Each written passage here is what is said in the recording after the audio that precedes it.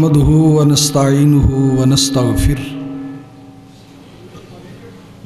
ونعوذ بالله من شرور أنفسنا ومن سيئات أعمالنا من يهده الله فلا مضل له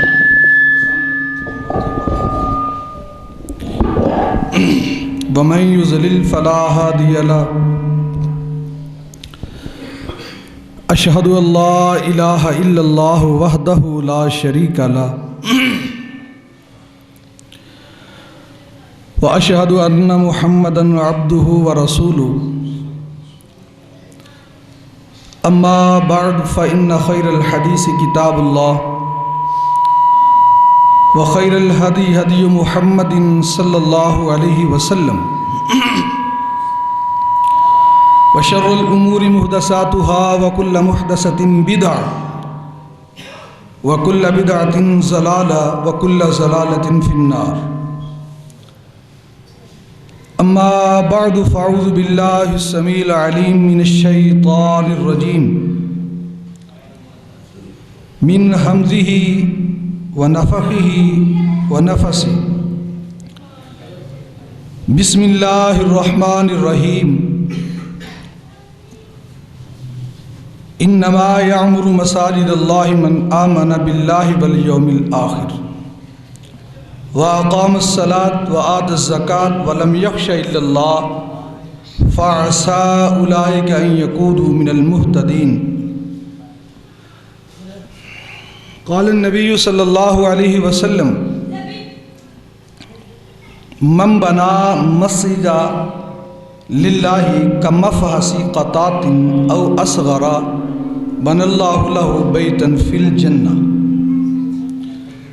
اللهم صل على محمد وعلى آل محمد كما صليت على إبراهيم وعلى آل إبراهيم إنك حميد مجيد.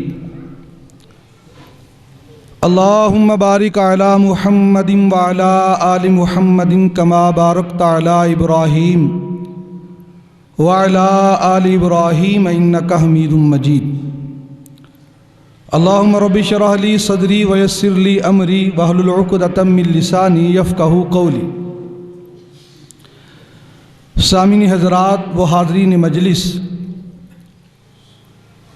تمام قسم کی حمد و ثنا، ہر قسم کی بڑائی اور کبریائی اللہ احکم الحاکمین کی ذات کے لیے خاص ہے، جو پوری کائنات کا مشکل کشا ہے، حاجت روا ہے، بگڑی بنانے والا ہے، دستگیر ہے. مختصر تمہید کے بعد بے شمار لاتعداد درود و سلام ہوں اس ہستی اقدس مقدس مطہر پر جس کا نام اسم گرامی حضرت محمد الرسول اللہ صلی اللہ علیہ وسلم ہے. مجھ سے قبل آپ نے فضیلت الشیخ محترم جناب حافظ محمد شریف صالح حافظہ اللہ کا اختصار کے ساتھ بڑا جامعہ آپ نے خطاب سنا مسجد کے حوالہ سے، تو مناسب میں بھی سمجھتا ہوں کہ یہ پروگرام مسجد کے افتتاحی موقع پر ہے. مسجد کے حوالہ سے چند گزارشات میں آپ کے سامنے رکھنا چاہتا ہوں. یقیناً یہ مسجد بڑی عظیم جگہ ہے.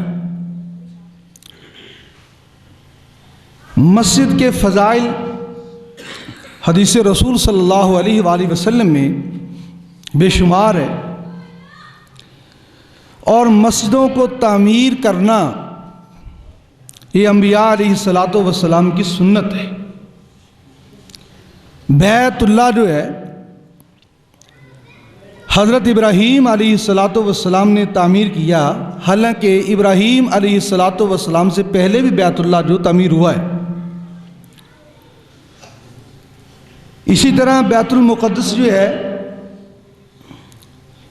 اس کو حضرت اسحاق علیہ الصلاۃ والسلام نے تعمیر کیا. اس کے بعد جناب حضرت سلیمان علیہ الصلاۃ والسلام نے اس کو تعمیر کیا.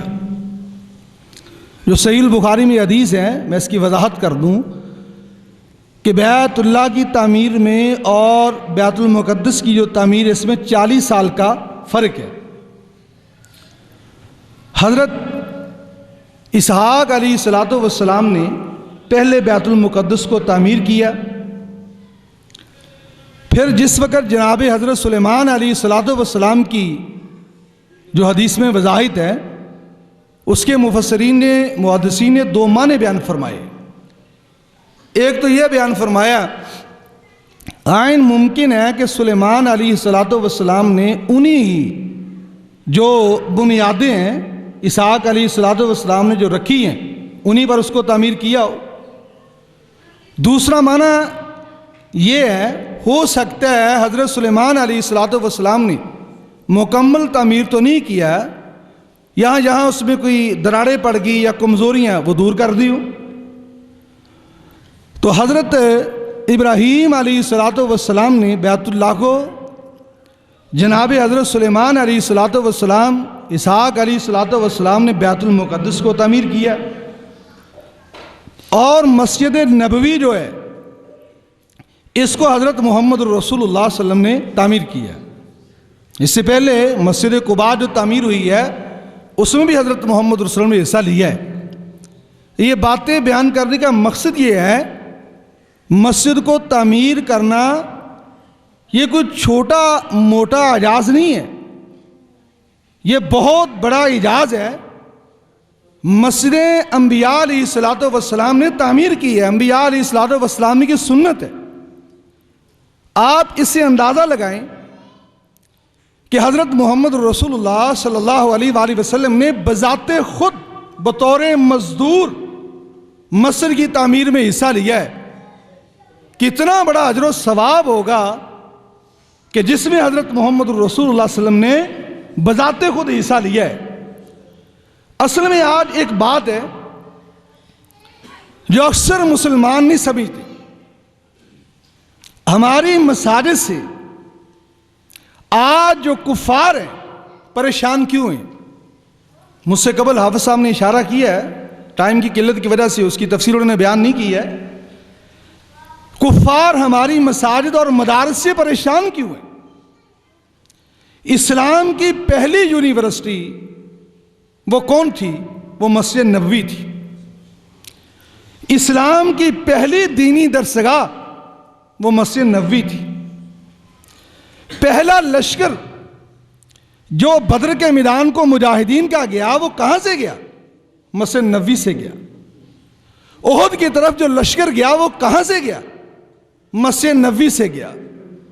خندق کی طرف، تبوک، حنین، الغرض، جس طرح بھی چاہے وہ غزوات ہیں یہ سریہ لشکر گئے جو محمد صلی اللہ علیہ وسلم نے بھیجے، وہ کہاں سے گئے؟ مسجد نبوی سے گئے۔ قرآن مجید کی تعلیم کا آغاز مسجد نبوی سے ہوا، باقاعدہ طور پہ جماعت کا اہتمام باقاعدہ طور پہ مسجد نبوی میں ہوا۔ کفار اس بات سے پریشان ہے کہ دین صحیح معنوں میں مسلمانوں کے پاس مسجد سے آتا ہے۔ یہ مساجد جو ہے اسلام کے قلعے، ان کو ختم کر دیا جائے، مسلمان خود بخود جو ہے وہ ختم ہو جائے گا۔ آپ دیکھ لیں پریکٹیکل طور پہ، کوئی ایسی دنیا میں یونیورسٹی دکھائیے، کوئی ایسی یہاں 5 وقت باقاعدہ نماز کی تربیت ہوتی ہے، اور یہاں مسلمانوں کے حقوق کی آواز بلند ہوتی ہے، یہاں مسلمان عورتوں کے پردے کے احکام بیان ہوتے ہیں، یہاں پوری ترتیب کے ساتھ، دل جمی کے ساتھ مسلمان بچوں کو قرآن کی تعلیم دی جاتی ہو، یہاں حقوق اللہ، حقوق والدین، حقوق العباد یہاں سے بیان ہوتے ہیں۔ ایک ہی جگہ نظر آئے گی وہ مسجد ہے، یہاں سے حقوق اللہ بھی بیان ہوتے ہیں، حقوق العباد بھی بیان ہوتے ہیں، مسلمانوں کا باہمی جو تعلق ہے وہی مسجد سے بیان ہوتا ہے۔ تو گویا کہ اسلام جو ہے اگر کوئی شخص سمجھنا چاہتا ہے تو مسجد سے آئے، مسجد میں سمجھے۔ تو رب العالمین نے جو قرآن مجید فرقان حمید میں نے آپ کے سامنے سورہ توبہ کی آیت تلاوت کی ہے، کہ انما یامر مساجد اللہ، امر یامر اس کا معنی مسجد بنانا بھی ہوتا ہے، مسجد کو آباد کرنا بھی ہوتا ہے۔ یہ اس کے دونوں معنی ہیں، مسجد بنانا بھی ہے، مسجد کو آباد کرنا بھی ہے۔ وہ شاعر نے کہا نا، مسجد تو بنا لی شب پر میں ایمان کی حرارت والوں نے، من اپنا پرانا پاپی رہا برسوں سے نمازی بن نہ سکا۔ مسجد تو بنی ہے، مسجد تعمیر ہوگی، اب اس کو آباد کرنا یہ ہماری ذمہ داری ہے، ہمارا کام ہے۔ مسلمان کا دل کہاں لگتا ہے؟ مسجد میں لگتا ہے، اگر اس کے اندر ایمان ہو۔ آج مسلمان کہتے ہیں ہمارا دل کہاں لگتا ہے؟ گندی مجالس میں، موسیقی کی مجلسوں میں، وعظ، یہاں فحاشی کے پروگرام، وہاں مسلمان کا دل لگتا ہے۔ لیکن میرے بھائی نہیں، اصل ٹھکانہ تیرا کون سا ہے؟ وہ مسجد ہے۔ حضرت محمد رسول اللہ صلی اللہ علیہ وآلہ وسلم کے بارے میں حدیث ہے، جب بھی آپ کو کوئی پریشانی ہوتی، آپ اٹھتے، وضو کرتے، مسجد میں آتے، 2 رکعتیں پڑھتے، اللہ سے دعا کرتے، اللہ پریشانیوں کو دور فرما دیتے۔ آج بھی اگر کوئی چاہتا ہے کہ میری مصائب پریشانیاں دور ہوں، مسجد کے ساتھ اس کو دل لگا لینا چاہیے۔ حضور نے فرمایا نا، قیامت کا دن ہوگا جس میں آتا ہے کہ 7 آدمیوں کو رب العالمین اپنے عرش کا سایہ دیں گے، ان میں ایک آدمی وہی ہے، وَرَجُلٌ قَلْبٌ مُعَلَّقٌ فِي الْمَسْجِدِ، جس کا دل جو ہے مسجد کے ساتھ لٹکا رہتا ہے، جو مسجد کے ساتھ منسلک ہے۔ ظہر پڑھی، عصر کا اس کو فکر ہوگی، عصر پڑھی، مغرب کا فکر ہو گیا، مغرب پڑھی، عشاء کا فکر ہے، عشاء پڑھی، فجر کا فکر ہے۔ مسجد کے ساتھ، جس طرح پہلے بھی حدیث بیان ہو چکی ہے، اِذَا رَأَيْتُمُ الرَّجُلَ يَعْتَادُ الْمَسْجِدَ فَاشْهَدُوا لَهُ بِالْإِيمَانِ۔ جامع ترمذی کی حدیث ہے، بعض نے اس پہ ذوف کا حکم لگایا، لیکن یہ حدیث صحیح معنوں میں حسن ہے، اور اس کی پوری تفصیل جو دیکھنی ہو وہ تاریخ یحییٰ بن معین کی جو کتاب ہے اس میں دیکھی جا سکتی ہے، یہ حسن حدیث ہے۔ تو فرمایا جو مسجد کی طرف آتا جاتا ہے، کیا کس لیے؟ نماز کے لیے، عبادت کے لیے آتا جاتا ہے، فَاشْهَدُوا لَهُ بِالْإِيمَانِ، اس کے ایمان کی شہادت دے دو۔ اگر ایماندار دیکھنا چاہتے ہو، اگر دیکھنا چاہتے ہو یہ شخص ایماندار ہے، دیکھو وہ مسجد کی طرف آتا جاتا ہے۔ ایک شخص بظاہر ایمان کا دعویٰ کرتا ہے کہ میں مسلمان ہوں، مسجد کی طرف نہیں آتا، نماز نہیں پڑھتا، وہ جو مرضی کہتا پھرے، اپنے آپ کو مسلمانوں کا سرکوب کہتا پھرے، انگریز کے رجسٹر میں غیر مسلموں کی نگاہ میں وہ مسلمان ہو سکتا ہے، اللہ اس کے رسول کی نگاہ میں مسلمان نہیں ہے، وہ مسلمان نہیں ہے۔ بے نماز شخص جو ہے بے ایمان آدمی ہے۔ ابو درداء رضی اللہ تعالیٰ عنہ سے حدیث ہے الترغیب والترہیب میں، وہ فرماتے لا ایمان لمن لا صلاۃ لہ، حضور نے فرمایا وہ شخص بے ایمان ہے جو نماز نہیں پڑھتا، اس کا ایمان نہیں ہے۔ عبداللہ ابن مسعود سے ایک روایت ہے لا دین لمن لا صلاۃ لہ، اس کا دین نہیں ہے جو نماز نہیں پڑھتا۔ عمر رضی اللہ تعالیٰ عنہ سے ایک روایت ہے لا حظ فی الاسلام، اس کا اسلام میں حصہ ہی نہیں ہے جو نماز نہیں پڑھتا۔ اندازہ کیجئے، یا ہم لڑ رہے ہیں، جھگڑ رہے ہیں مسلمان، وہ کہتا نہیں وہابی کافر ہے، وہ کہتا نہیں بریلوی کافر ہے، وہ کہتا نہیں وہ دیوبندی کافر، اس چکر میں ہم پڑ گئے ہیں۔ اور میرے بھائیوں نہیں، بات کو سمجھو ذرا، بات کو سمجھو۔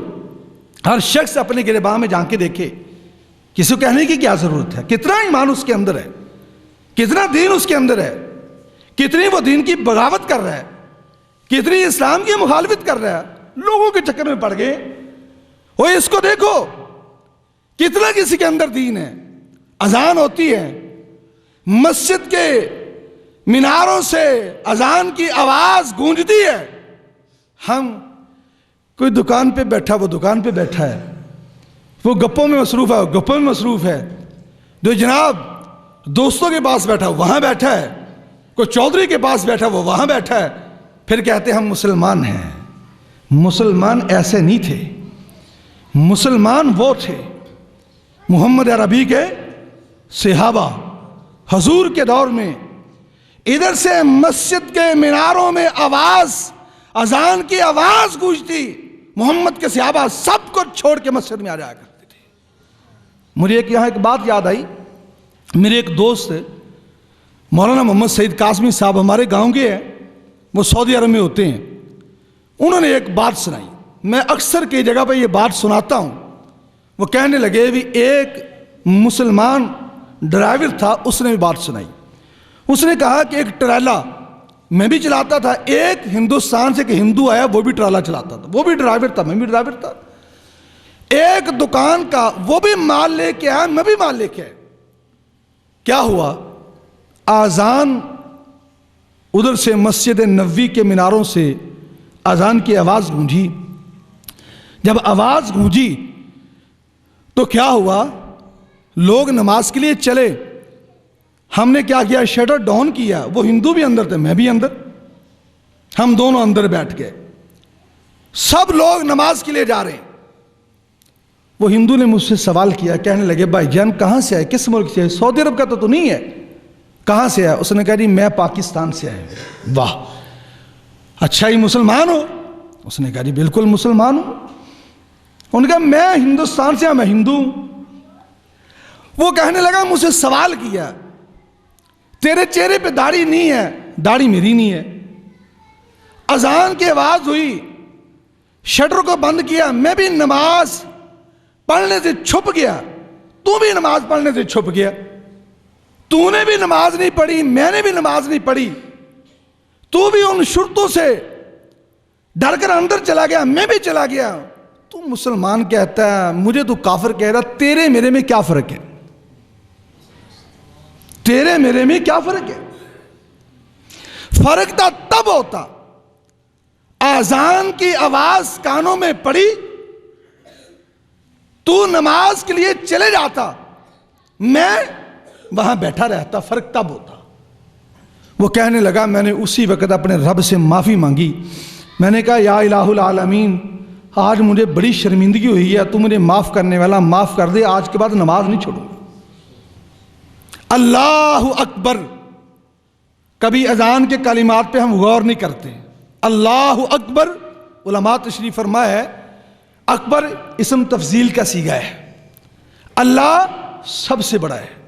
کچھ اذان کے کلمات جو ہیں وہ اذان کی سجاوٹ ہے، اور کچھ میں معنی مفہوم بھائی دیکھیے، اللہ اکبر، اللہ سب سے بڑا ہے۔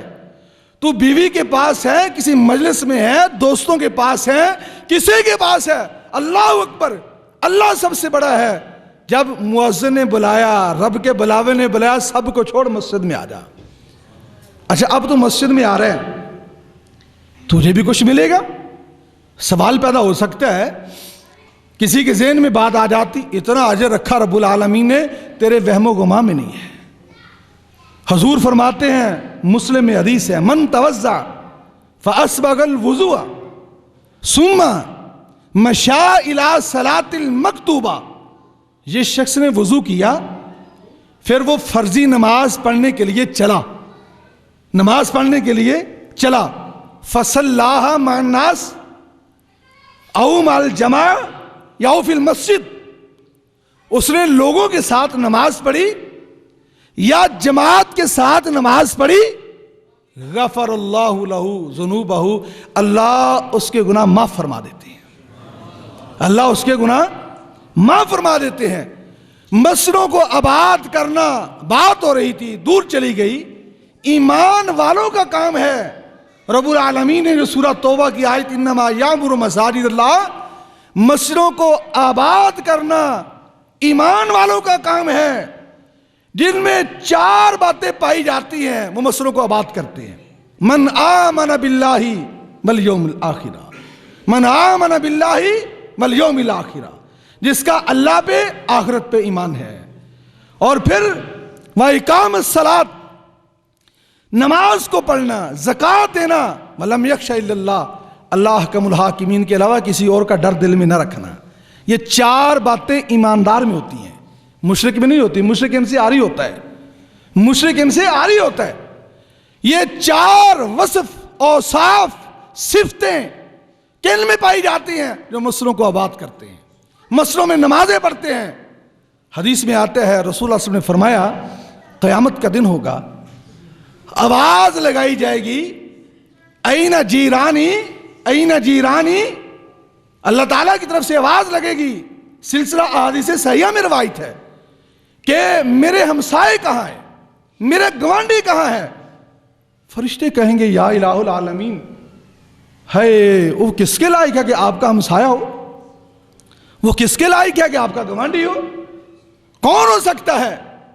اتنی عظمت کا مالک کون ہو سکتا ہے؟ فرمایا این عمار المساجد، مسجدوں کو آباد کرنے والے، ان کو یہ شرف ہے کہ آج میرے ہمسائے ہوں گے۔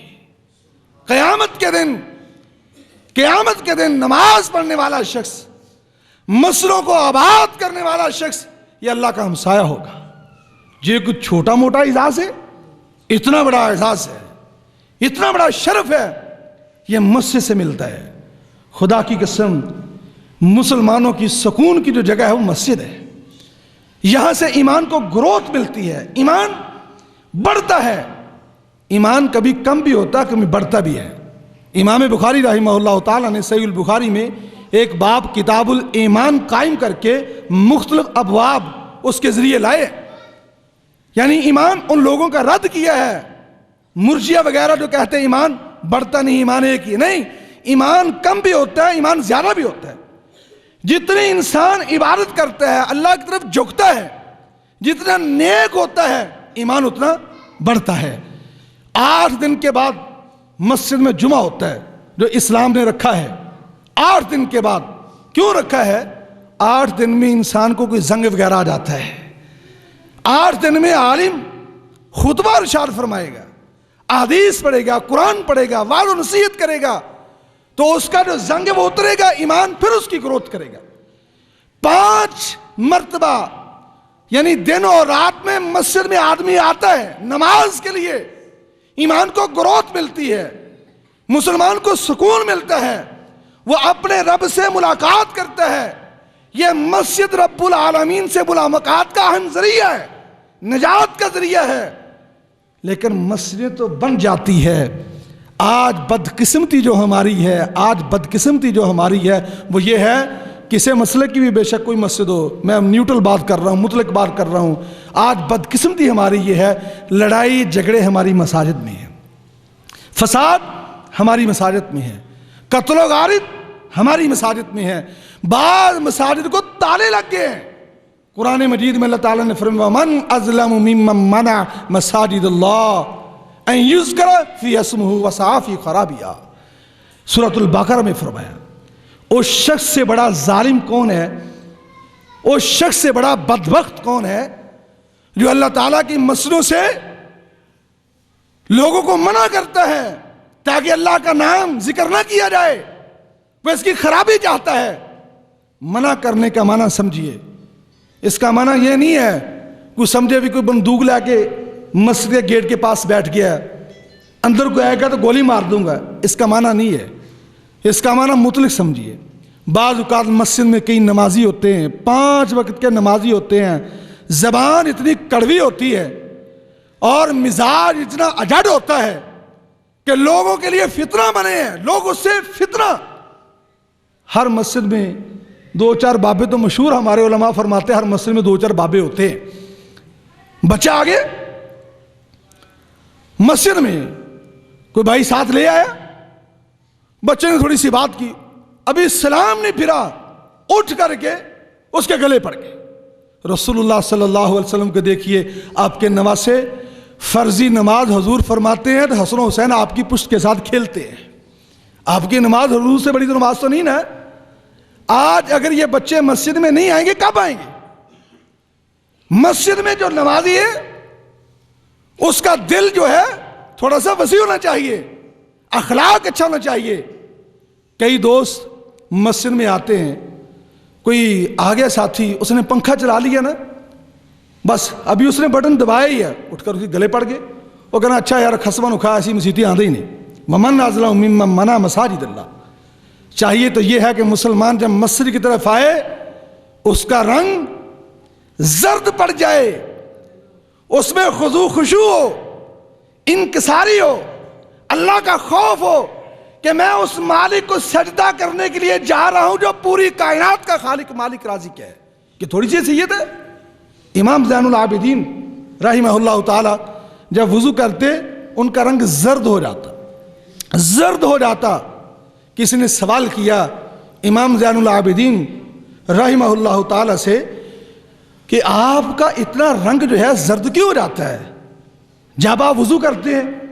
کہتے تجھے پتہ نہیں ہے کہ میں کس ذات کو تھوڑی دیر کے بعد سجدہ کرنے والا ہوں، کس اللہ کے سامنے میں کھڑا ہونے والا ہوں۔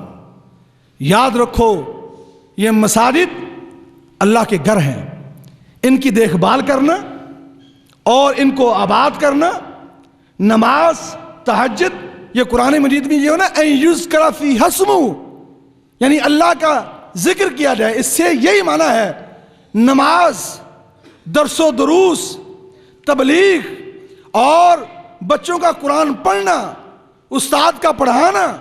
حدیث میں آتا ہے یہ مسجدیں جو ہے مسجدیں اتنا بڑا انعام ہے رب العالمین کا ہم پر، خدا کی قسم۔ ابو داؤد میں ایک روایت ہے، آپ نے فرمایا من خرج من بیتہ متطہرا، من خرج من بیتہ متطہرا ثم مشى الى صلاۃ المکتوبہ فاجرہ کاجر الحاج المحرم۔ آپ نے فرمایا جو شخص گھر سے وضو کر کے چلتا ہے نماز پڑھنے کے لیے، یعنی مسجد کی طرف چلتا ہے، فرمایا اللہ اس کو ایک حج کا ثواب عطا فرما دیتے ہیں۔ ایک حج کا ثواب، دن رات میں 5 نمازیں ہیں۔ دیکھ لو اللہ تعالیٰ کیسا غفور رحیم ہے۔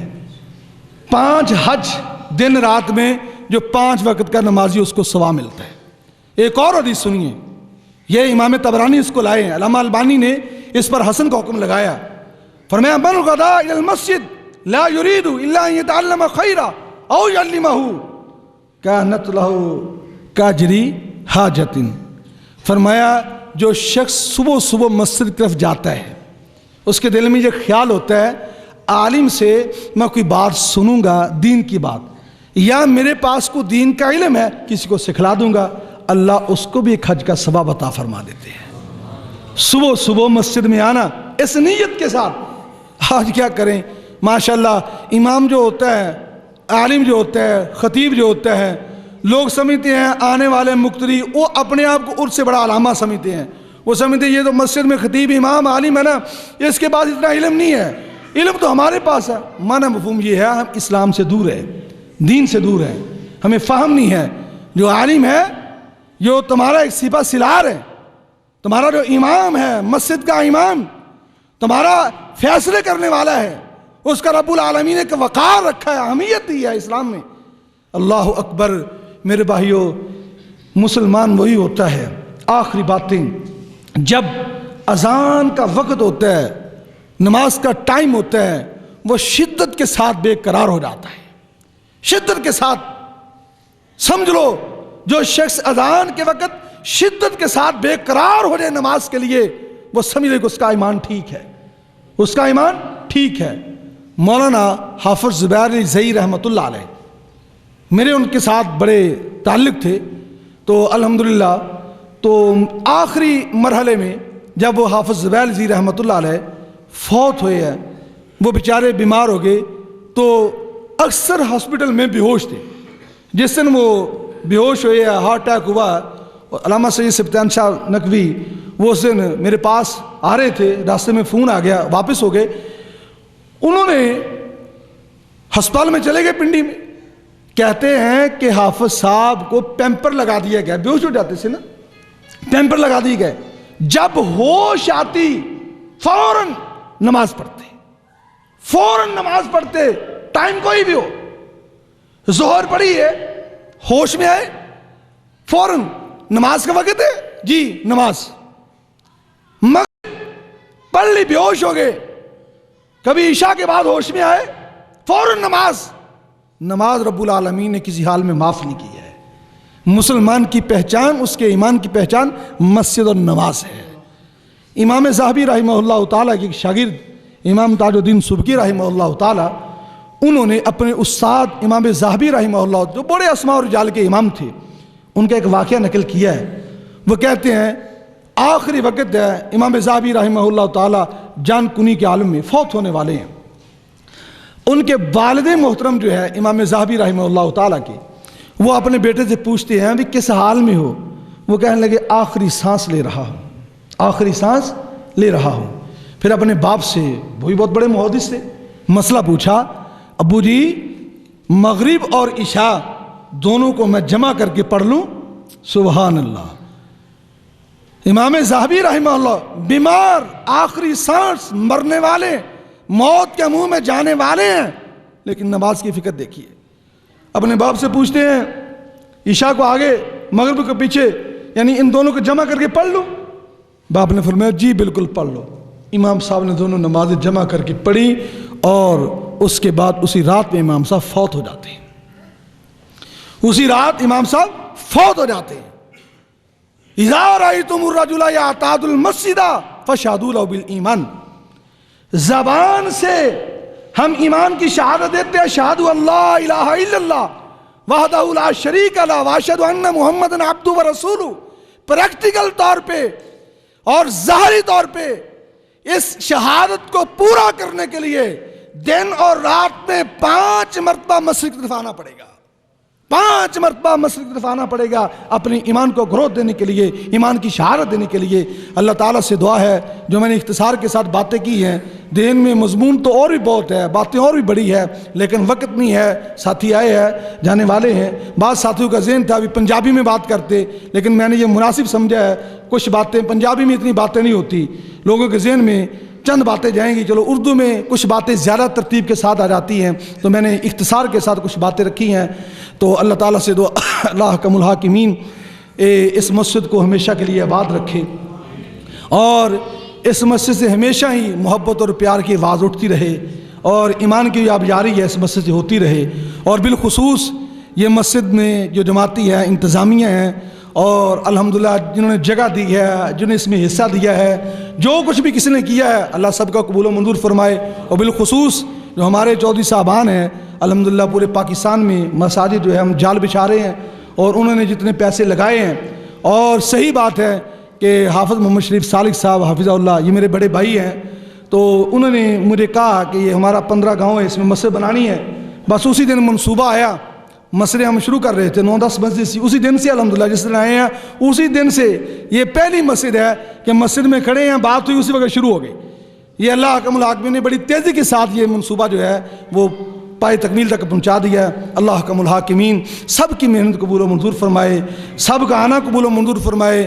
اور حدیث میں الفاظ ہے، مسجد کی ضرورتیں جو ہوتی ہیں نا وہ ہوتی رہتی ہیں، مسجدیں بنتی ہیں، پھر اس کو چلانا، انتظامات کرنے، جو بھی اس میں خرچ کرے گا انشاءاللہ اللہ حکم الحاکمین اس کو ثواب دیں گے۔ جو میں نے حدیث پڑھی ہے نا، کما فسی قطعۃ او اصغر بن اللہ له بیتا فی الجنہ، ابن ماجہ کی روایت پڑھی ہے کہ جس نے، یعنی ایک پرندہ کبوتر سے چھوٹا ہوتا ہے، قطعۃ عربی میں اس کو بولتے ہیں، وہ پرندہ جو ہوتا ہے نا کبوتر سے چھوٹا ہوتا ہے، چڑیا سے بڑا ہوتا ہے، لیکن وہ اپنا گھونسلہ جو ہے نا وہ زمین پہ بناتا ہے، زمین پہ انڈے وغیرہ زمین پہ دیتا ہے، چھوٹا سا گھونسلہ بنا کے نا۔ قطعۃ فرمایا کہ وہ جو پرندہ ہے، کبوتر لگا لیں سمجھنے کے لیے، کبوتر جس نے گھونسلے میں رہ سکتا ہے، جس نے اتنے بھی مسجد بنائی، اللہ اس کا بھی گھر جنت پہ بنا دے گا۔ اس کا معنی کیا ہے؟ اس کا معنی یہ ہے، جس نے مسجد میں تھوڑے سے تھوڑا تعاون کیوں نہ کیا، کسی نے مسجد میں ایک اینٹ لے کر دے دی، ایک سیمنٹ کا تھیلا دے دیا، اور کسی نے ایک روڑا بھی دے دیا کہ مثال ہے، اللہ اس کو بھی اجر دیں گے، اس کا گھر جنت بنا دیں گے۔ اللہ سے دعا اللہ عمل کی توفیق دے۔ سبحان ربک رب العزت عما یصفون وسلام علی المرسلین والحمد للہ رب العالمین۔ دعا جی حفصہ کرونی دعا۔